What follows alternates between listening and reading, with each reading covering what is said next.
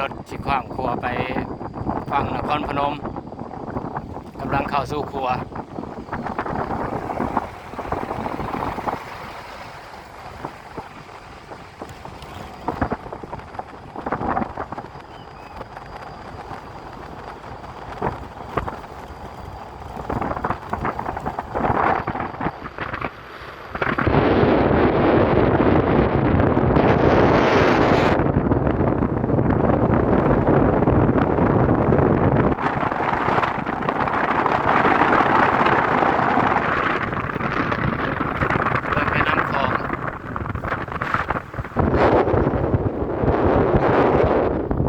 ไปเล่นฝั่งนครพนมพี่น้อง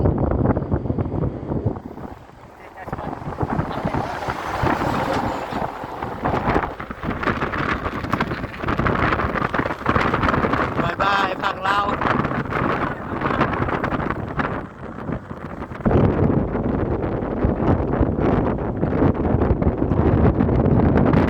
เริ่มไปน้ำของ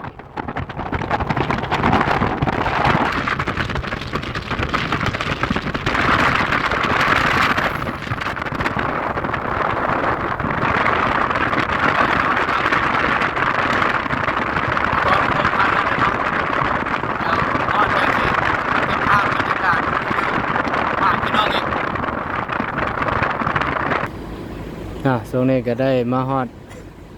ด่านฝั่งประเทศไทยนครพนม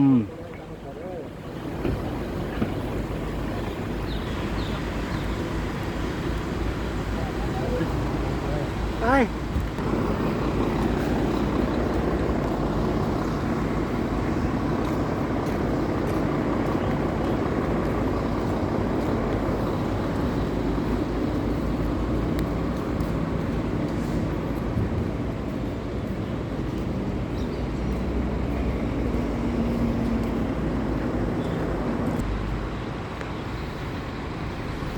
ในด่านฝั่งประเทศไทยเด้อ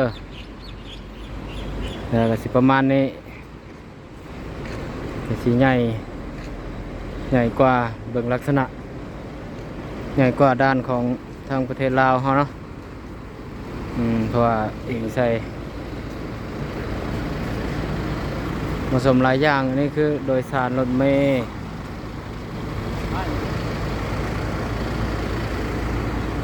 ์มีผู้คนมาจากฝั่งสปป.ลาว